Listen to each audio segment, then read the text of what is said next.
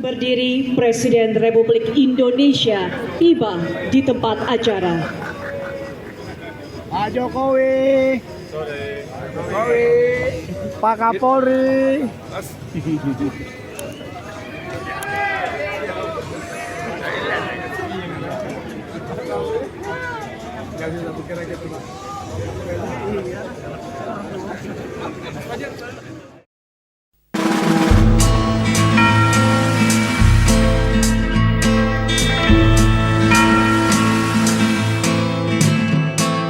Jurnalis cilik.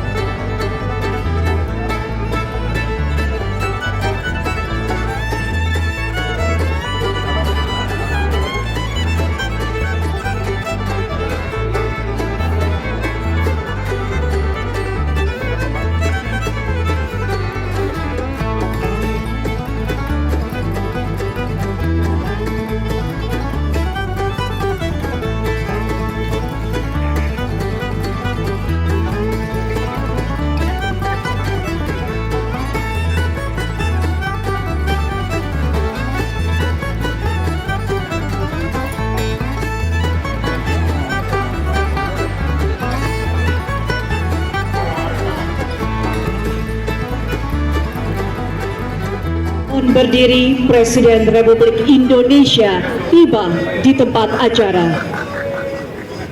Pak Jokowi, Jokowi, Pak Kapolri.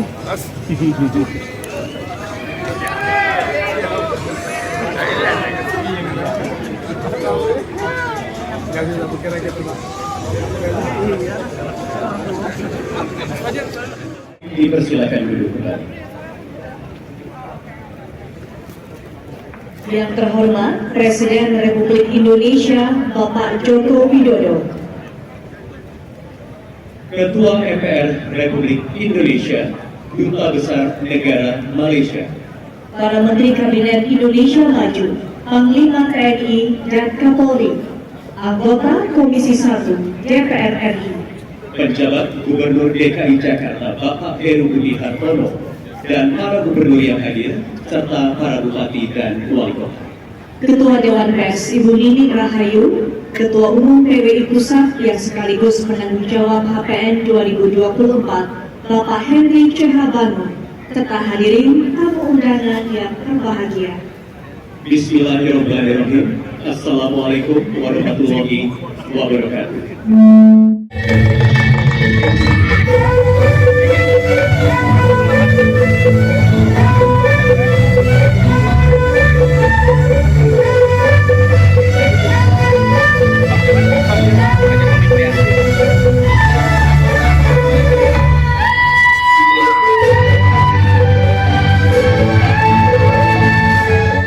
Mari kita beri aplaus dulu, meski ini baru bocoran ya. Publish right yang dikonsep dan dikerjakan, dibahas, didiskusikan selama 3 tahun akhirnya keluar juga.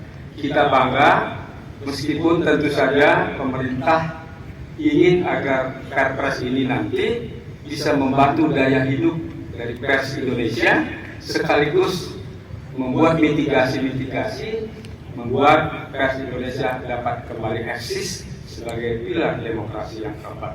Terima kasih sekali lagi Bapak Presiden dan Bapak Ibu yang undangan yang terhormat.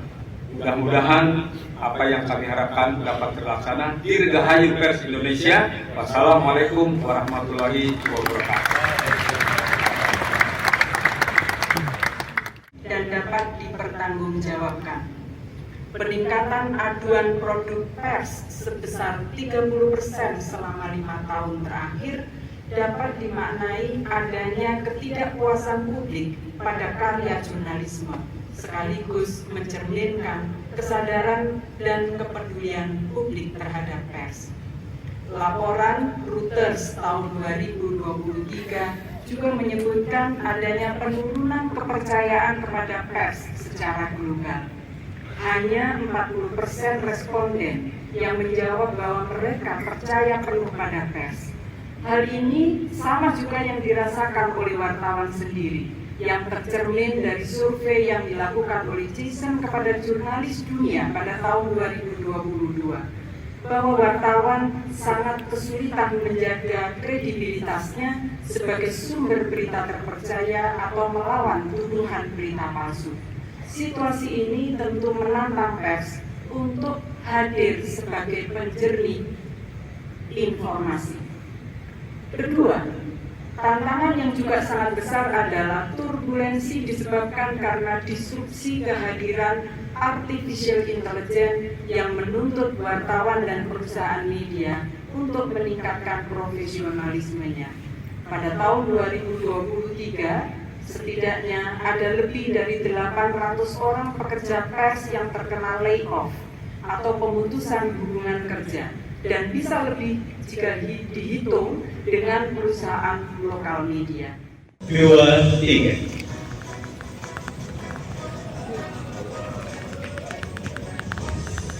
Baik, kita berikan tepuk tangan yang meriah tentunya kepada kepala lembaga yang sudah menandatangani nota kesepahaman. Selanjutnya juga kami berikan kesempatan untuk melakukan sesi foto bersama. Kami juga persilakan kembali ke tempat. Kategori media siber tim Kumparan diwakili Anggi Kusuma Dewi. Kategori media televisi, tim perum LKPN antara diwakili Hillary Bernadetta Ragan Pasuru. Kategori media radio, tim radio El Sinta diwakili Haryo Ristamaji. Kategori foto jurnalistik, Nur Kamim Jawa Pos Radar Semarang. Kategori karikatur jurnalistik, Muhammad Syaifuddin ipol.id. Dan kategori video media sosial, tim BBC News Indonesia diwakili Anindita Pradana Kunita. Berikutnya penghargaan anugerah Persatuan Wartawan Indonesia diraih oleh Bupati Jember, Jawa Timur, Bapak Haji Hendy Siswanto. Bupati Bandung, Jawa Barat, Haji Muhammad Dadang Sugiyarna. Bupati Serang, Banten, Ibu Hajah Ratu Tatu Hasanah. Bupati Simalungun, Sumatera Utara, Bapak Radiapo Hasibuan Sidaga. Wali Kota Banjarbaru, Kalimantan Selatan, Bapak Haji Muhammad Aditya Mufti Arifin. Bupati Tapanuli Selatan, Sumatera Utara, Haji Doli Putra Parlindungan Pasaribu. Dan Madrasah Aliyah Negeri 1 Kota Semarang. Berikutnya penghargaan Press Card Number 1. Haji Hasil Caniago, penasihat PWI dan wartawan sejak 1982.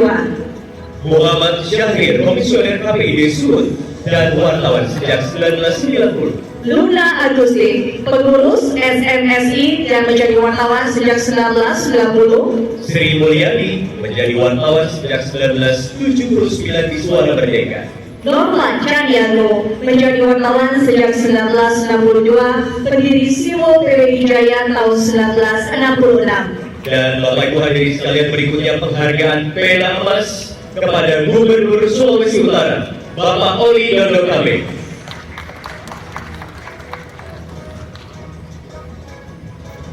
Kami mohon kepada penanggung jawab HPN 2024 sekaligus Ketua Umum PWI Pusat, Bapak Hendri C. Bangun untuk ke atas panggung dan menyerahkan penghargaan Pena Emas.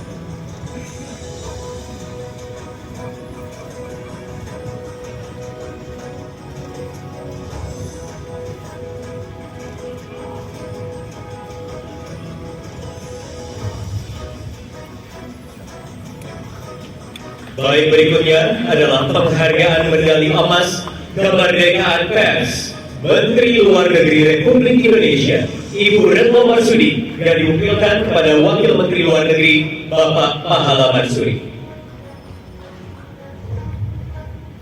Assalamualaikum warahmatullahi wabarakatuh. Selamat sore, salam sejahtera bagi kita semuanya. Om Swastiastu, Namo Buddhaya, salam kebajikan. Yang saya hormati Ketua DPR RI serta para pimpinan lembaga-lembaga tinggi negara. Yang saya hormati para menteri dan wakil menteri Kabinet Indonesia Maju, Panglima TNI, Kapolri, Duta Besar negara-negara sahabat, Gubernur DKI Jakarta, yang saya hormati Ketua Dewan Pers Ibu Nini Rahayu beserta jajaran pengurus Dewan Pers, yang saya hormati Ketua PWI Pusat Bapak Henry C. Bangun beserta seluruh jajaran pengurus,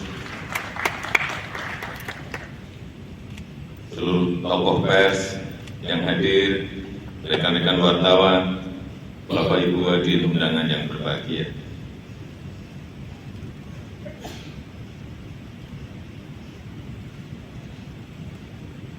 Sebelum lupa, yang pertama saya ingin menjawab keluhan Pak Hendri tadi mengenai gedung pers Pancasila yang ada di Kota Yogyakarta. Paling lambat minggu depan sudah dicek di lapangan, Pak. Semuanya akan dibangun oleh Kementerian PU. Saya belum tahu habisnya berapa, tapi sudah saya sanggupi dan segera akan dibangun.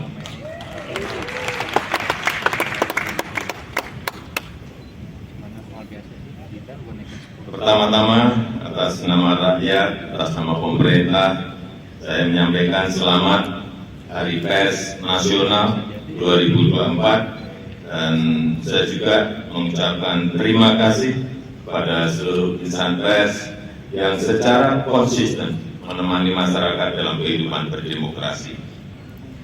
Saya juga berterima kasih kepada pers yang turut mengawal pemilihan umum 2024 yang baru saja kita jalan. Saya juga sering dikritik tajam. Ada gambar wajah saya yang unik-unik, yang aneh-aneh di sampul media, di sampul majalah, di media sosial, ramai sekali, aneh-aneh, tapi tidak apa-apa, tidak ada masalah buat saya. Tapi cucu saya ada yang komplain. Mbak, manggil saya kan Mbak, wajah Mbak jadi gambar jelek banget. Iya, naik. Ya, itulah. Ini bagian dari penghormatan saya atas kebebasan pers, kebebasan berekspresi, dan kebebasan berpendapat. Bapak Ibu insan pers sekalian, pemerintah menyadari berbagai tantangan yang dihadapi oleh insan pers di era digital. Karena itu, pers terus berupaya oleh sebab itu, pemerintah terus berupaya untuk mendukung ekosistem pers yang adaptif dengan tetap menghormati kebebasan pers. Seperti yang sudah saya sampaikan pada peringatan Hari Pers Nasional tahun lalu, jurnalisme berkualitas dan keberlanjutan industri media konvensional menjadi perhatian penting pemerintah, dan ini yang dinanti-nanti. Setelah sekian lama, setelah melalui perdebatan panjang, akhirnya kemarin saya menandatangani peraturan Presiden tentang tanggung jawab platform digital untuk mendukung jurnalisme berkualitas, atau yang kita kenal sebagai Perpres Publisher Rights. Prosesnya memang sangat panjang, banyak perbedaan pendapat, dan saya tahu ini melelahkan bagi banyak pihak, sulit sekali menemukan titik temu. Dan sebelum menandatangani, saya juga betul-betul mendengarkan aspirasi dari rekan-rekan pers. Aspirasinya tidak benar-benar bulat. Ada perbedaan aspirasi antara media konvensional dengan platform digital. Platform digital besar juga beda aspirasi, dan kita harus timbang-timbang terus implikasinya. Dan setelah mulai ada titik kesepahaman, mulai ada titik temu, ditambah lagi dengan Dewan Pers yang mendesak terus, perwakilan perusahaan pers dan perwakilan asosiasi media juga mendorong terus, akhirnya kemarin saya menaikkan Perpres tersebut. Bapak Ibu yang saya hormati, perlu saya ingatkan tentang semangat awal dari Perpres ini. Kita ingin jurnalisme berkualitas, jurnalisme yang jauh dari konten-konten negatif, jurnalisme yang mengedukasi untuk kemajuan Indonesia. Kita juga ingin memastikan keberlanjutan industri media nasional. Kita ingin kerjasama yang lebih adil antara perusahaan pers dan platform digital.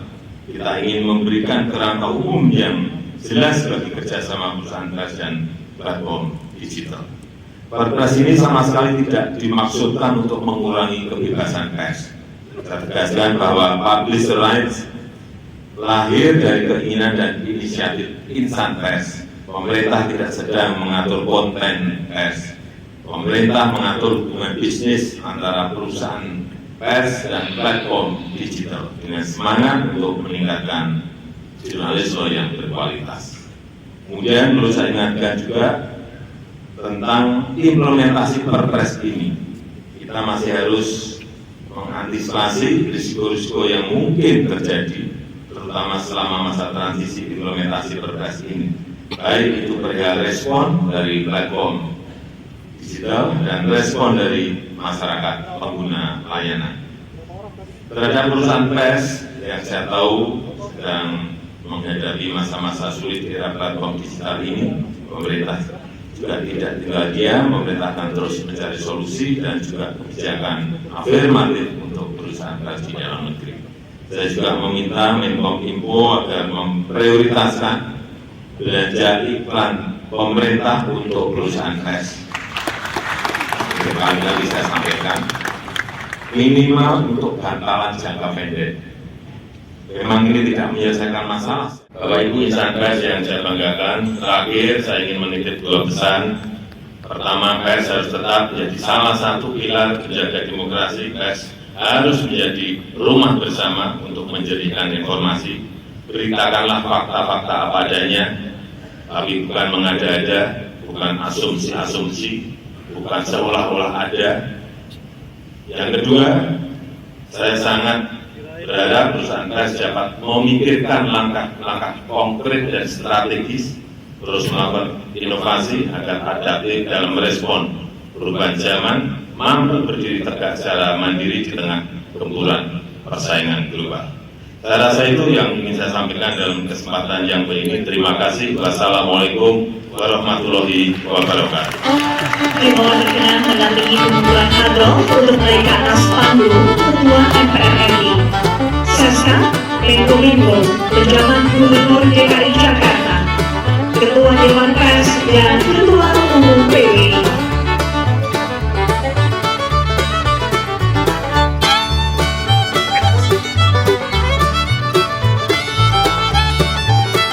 Dan selanjutnya kita akan mulai pengumpulan hadroh ini sesuai hitungan mundur saya akan mulai 3,